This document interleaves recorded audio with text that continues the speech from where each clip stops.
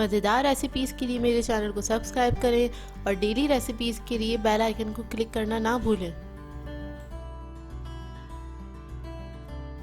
Welcome to tasty food with Maria.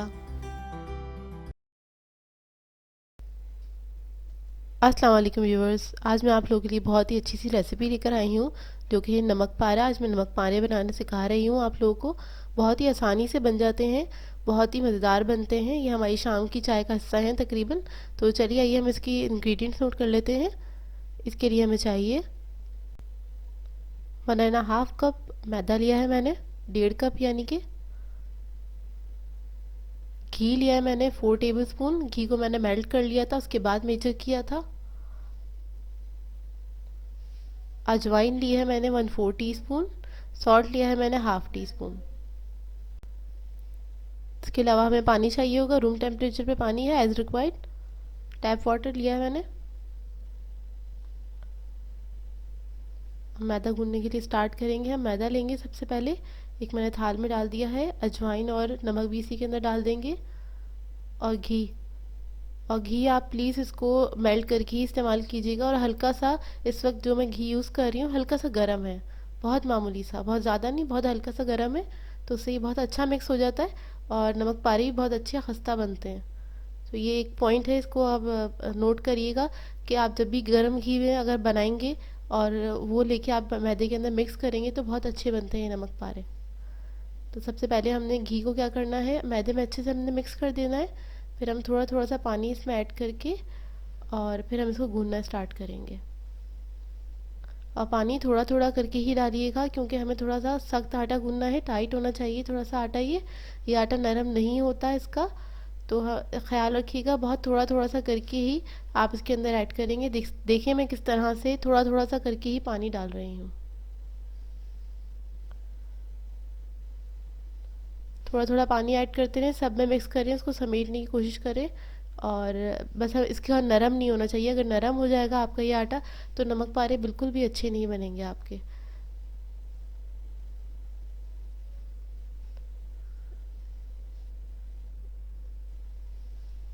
थोड़ा सा बस टाइट होना चाहिए आटा। बस क्या करेंगे, हम इसको सबको समेट लेंगे अच्छी तरीके से। और इसे हमें बहुत ज़्यादा गूंदने की ज़रूरत नहीं पड़ती है इस आटे को। बहुत हल्का सा ही नीड करते हैं, ज़्यादा नहीं गूंदते हैं। ये देखिए सब समेट गया है।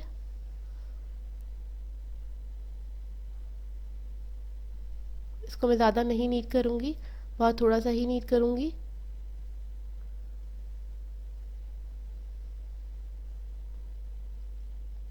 इसको नीट करने के बाद मैं इसको रख दूँगी तकरीबन आधे घंटे के लिए रेस्ट करने के लिए। और इसको आधे घंटे के लिए रखना ज़रूर है बनाने से पहले।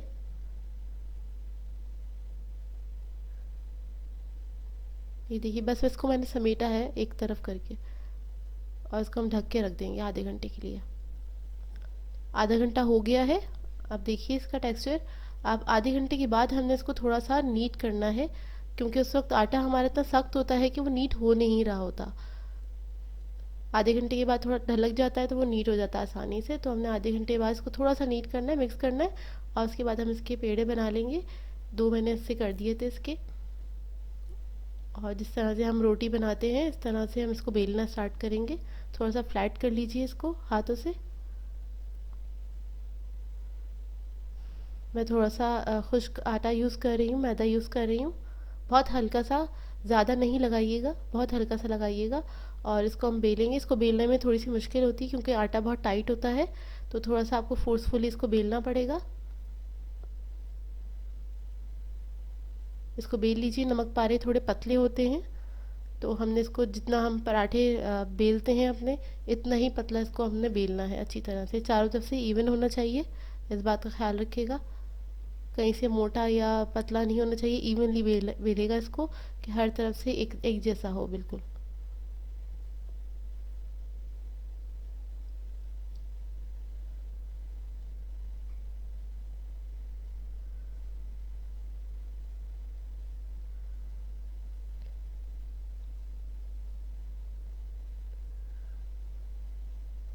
ये देखिए इसको मैंने बेल लिया अच्छी तरह से। अब हम इसकी कटिंग स्टार्ट करेंगे। इसको हमने थोड़ा आड़ा काटना है। मैं आप लोग नाइफ से भी काट सकते हैं, मैं इस वक्त पिज़्ज़ा कटर यूज़ कर रही हूँ।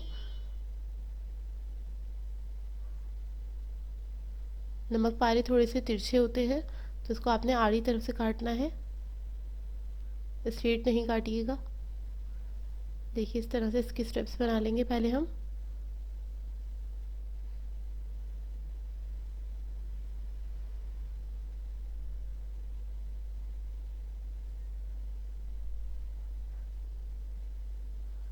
ये देखिए इस तरह से काट लिया। अब इसको हम इसको क्रॉस में काटेंगे, थोड़ा सा तिरछा हाथ रख के। उस तरफ से काटा था और अब इस तरफ से काट रही हूँ, दूसरी तरफ से। और थोड़ा बड़ा साइज़ रख के काटेगा, जितने बड़े आपको पसंद हो। अगर छोटा साइज़ रखना चाहते हैं तो आपके ऊपर डिपेंड करता है, आप छोटा भी रख सकते हैं। और ये कट गए हैं, इसको छुरी से हम सबको निकाल लेंगे, लूज़ कर लेंगे नीचे से सारे, ताकि हमें इसको कढ़ाई में डालना आसान हो। और एक तरफ मैंने कढ़ाई में तेल गरम करने रख दिया है मीडियम फ्लेम पे। ये देखिए इसका शेप इस तरह से होगा। अब इस सबको मैं निकाल लूँगी। तेल मैंने गरम करने रख दिया था, ये लो मीडियम फ्लेम पे ही फ्राई होते हैं। बहुत ज़्यादा तेज़ तेल पे इसको फ्राई करने के लिए नहीं डालिएगा, नहीं तो ये ख़राब हो जाएंगे, अंदर तक फ्राई नहीं होंगे। और इनकी फ्राइंग की टाइमिंग तकरीबन 8 मिनट है, 7 से 8 मिनट में ये फ्राई हो जाते हैं।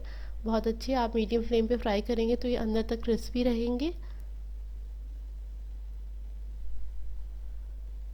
और इसको फ्राई करते हुए आपने एक बात का ख्याल रखना है कि इसको आपने मिक्स करते रहना है। जब ये ऊपर आ जाए उसके बाद आप देखें, जब इस पर कलर आने लगे तो आप इसको मिक्स करते रहें, इसको छोड़िएगा नहीं, नहीं तो ये इवन कलर नहीं आएगा इसका। तो बस इसको आपने मिक्स करते रहना ताकि ये हर तरफ से इवन कलर आए इसका।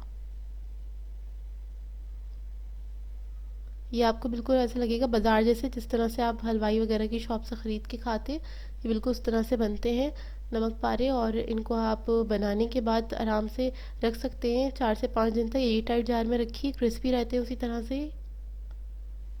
ये देखिए गोल्डन कलर आ गया है इसका। और बहुत ज़्यादा डार्क नहीं करिएगा, क्योंकि निकलने के बाद भी इसका कलर थोड़ा सा तकरीबन 20% और बढ़ जाता है। तो आपने जितना कलर चाहिए तो अपने जहन में रखा करें। तो उससे आपने 80% जितना कलर आपको चाहिए उतना आ गया, तो ये थोड़ा सा तेज़ हो जाएगा कलर ना। इसकी कुकिंग होती रहती है क्योंकि गर्म होते हैं बहुत। तो हल्का लाइट कलर आया है, इसको मैं निकाल लूँगी। ये देखिए परफेक्ट कलर आया है बिल्कुल, क्योंकि हमने इसको मिक्स करते रहे थे इस वजह से। देखिए नमक पारे रेडी हैं।